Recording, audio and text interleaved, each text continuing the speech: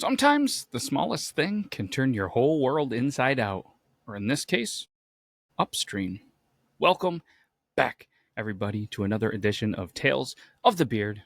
I am the Tailor of the Beard, Matt, and let's jump right into this one. Because on the morning of August 14th, residents of the quiet little town of Crowford woke to find their beloved River Eldin doing something that no one had ever seen before. Flowing the wrong way. No storms, no floods, no earthquakes, just a soft, steady current pushing against itself like time had decided to rewind.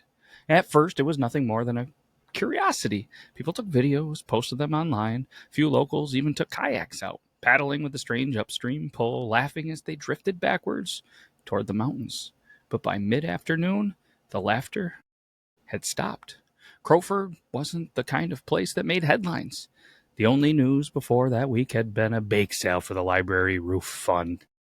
But by now, news vans were parked along the riverbank. Scientists and hip waders dipped instruments into the water, and helicopters traced lazy circles overhead. That's when people started noticing the other oddities.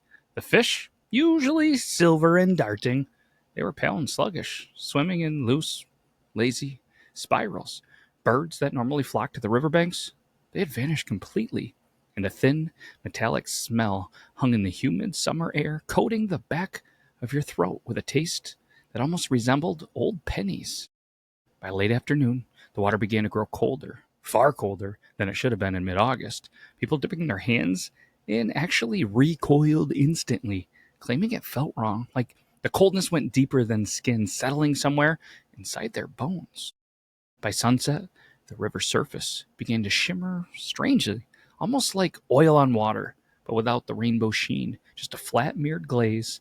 And when the last rays of sun touched it, people swore they saw faces staring back. At first, it was easy to explain away.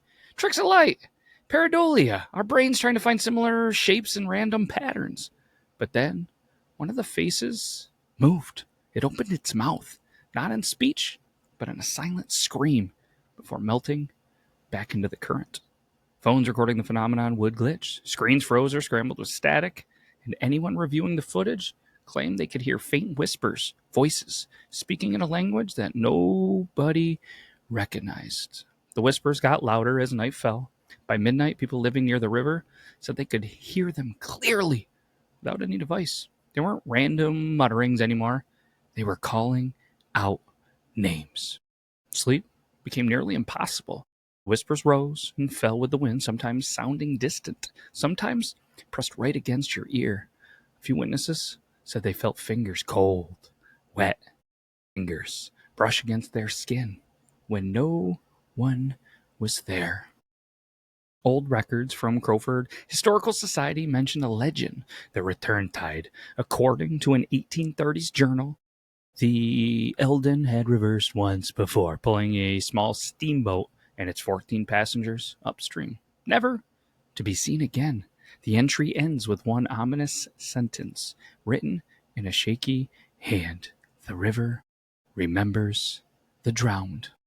By the third day, locals began recognizing the whispered names. Their great-grandparents, old neighbors, even people who had vanished decades ago, without explanation. The current grew stronger, pulling at the banks, creeping closer to homes. The metallic smell thickened. The shimmering surface reflected more and more faces, all mouthing the same word: come. Some families, they fled town entirely. Others stayed, determined to keep watch. That night, the glow of porch lights and lanterns along the riverbank felt like a fragile barrier against whatever waited just beyond the dark water. On the morning of the fourth day, the river abruptly stopped. The current stilled, the shimmer vanished, and the water, well, began flowing normally once again. But the strange part, 4 houses along the bank were empty, doors unlocked, meals half eaten on the table, their occupants gone. Search teams found no tracks, no signs of struggle, only wet footprints on each front porch, all leading toward the river. On calm nights, when the moon is just right, the Eldin still glimmers faintly. Locals say, if you lean close enough, you can hear the names. And if you're very unlucky, you might hear yours.